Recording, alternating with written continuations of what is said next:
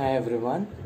Today we are going to discuss about problems of the adolescents and their self-identity, education support required for adolescents development.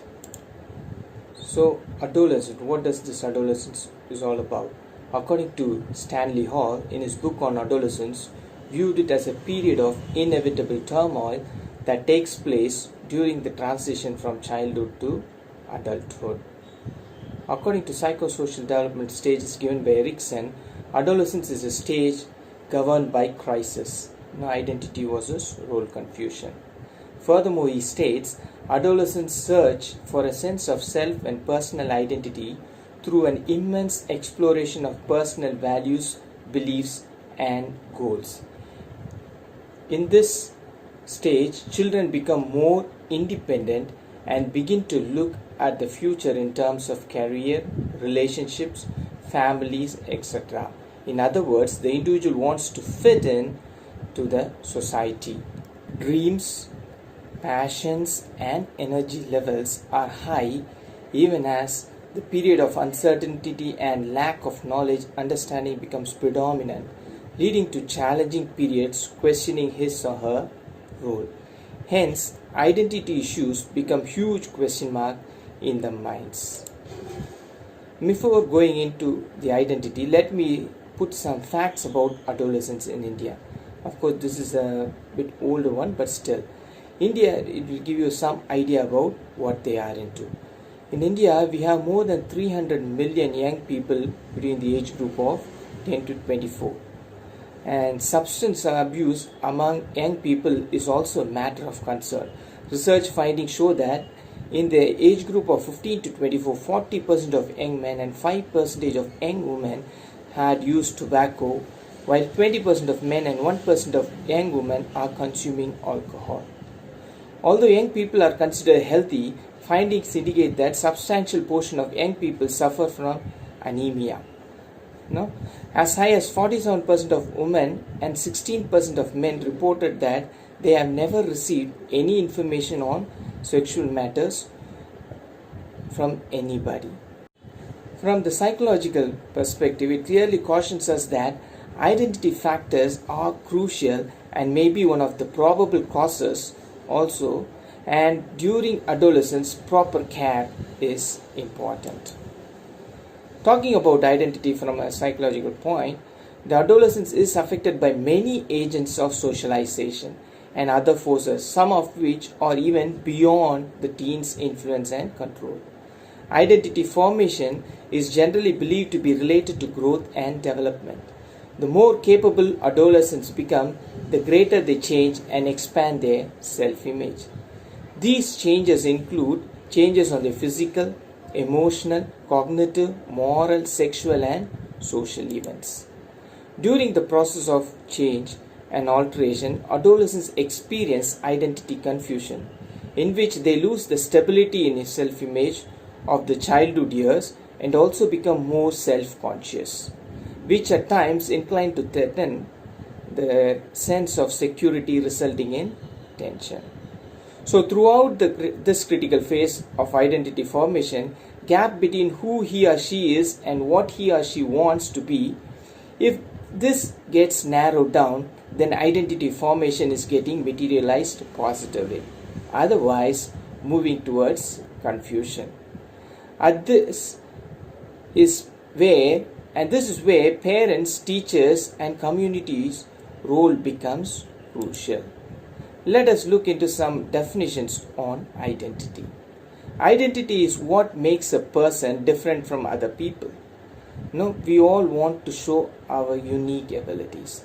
In fact, identity is a facet of the self-concept which is formed in relation to other people.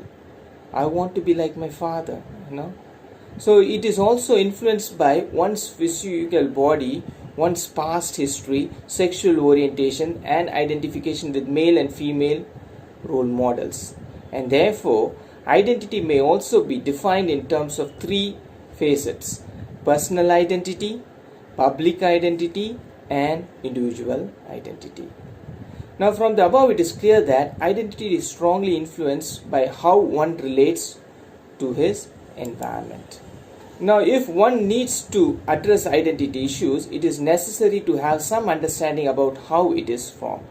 Based on psychosocial perspective, formation of identity is governed by three major factors. First one is identity formation as a significant attribution. This talks about cognition. Here, an individual must cognitively form a concept of his or her identity in order to answer the question, who am I? It involves the intellectual attribution to meaning to role models with whom one identifies. For example, children imitate certain attributes of their parents, like short temper, pleasing personality, dressing, boldness, kindness, etc. So, word of caution here is cognitive psychologists advocate nothing happens by chance, but everything by pure reasoning. So, the children behave like us because they reason it out that this is the way we have to do. So, this is how my father gets angry, so I also get angry for this. Right? So, they establish an identity. So, the next one is identity formation as involvement. Here it talks about cognitive action. For example, just think about Sachin Tendulkar. We all know about him because of his success, or I can say his involvement led to consistent success and even more success. Therefore, identity implies action or involvement, and action implies identity. Involvement is what one wants to do and can do, is a fact which is essential in establishing one's identity. Hardworking, persistence, consistence, confidence are gained through involvement, and this sense of success becomes a trait or identity soon. The third one here is it talks about identity formation through experience. Humanists and behaviorists advocate reinforcement as a primary driving force for a behavior to occur frequently. For example, formation of friendship is based on assessment of the other through experience. Newly wedded couple learn about each other through experience. Imagine you being praised for making a beautiful PPT and receive lot of appreciation. This creates a new identity. The positive experiences enhances self-concept, confidence, image, etc. in adolescent's life, which eventually lead to weakening or enhancing or strengthening existing identity, or even, for the matter, formation of a new identity. So, this is how identities are formed.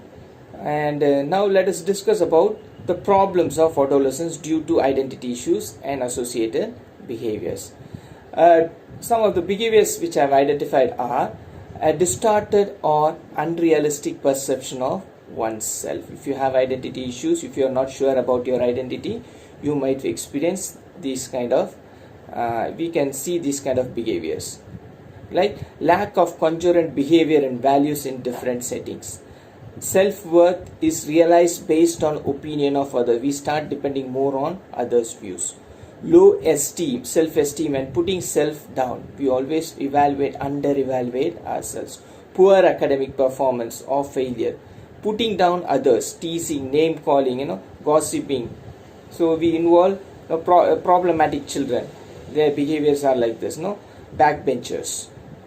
So dramatic or out of context behavior, overacting, glance around to monitor others, suspicious, keep his or her own views or opinion to self, not able to express, feeling sometimes we have hesitation to express. There are mental blockades in our mind, in our brain, which in a way prevents us from expressing what we want to or what we know. Many times, we in classrooms, we know the answer, but we don't reply it in a loud manner. That is nothing but keeping his or her own views and opinions to self. Immense emotions of anger or sadness, change in peer or avoid positive friendship, disregarding rules and limits, substance abuse, like this it goes on. So these are some of the problems. In other words, it affects personality or behavior and leads to a negative cycle. Now, these are some of the behaviors of people who have identity issues. Now, what is the role of parents, teachers, and community in providing education support for these adolescents, so that they are comfortable, or they are able to identify, or they are able to relate, or they are able to establish a positive identity. Now, since cognition is a major factor, or in terms of attribution, children should be exposed to positive environment, culture, and systems. Parenting and teachers should ensure supportive home and school environment for children respectively. Generally, children do what we do than what we say. This is not by chance, but by keen observation, cognition, and reproducing the behavior. So as parents and teachers, one needs to be more consciously responsible before our children. Another aspect being communication channels.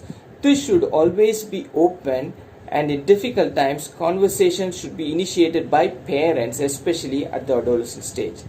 In this way, parents and teachers can know the child as well as respond to them effectively at cognitive and affective levels. Third point is technology should be used sufficiently and judiciously during teaching and learning process.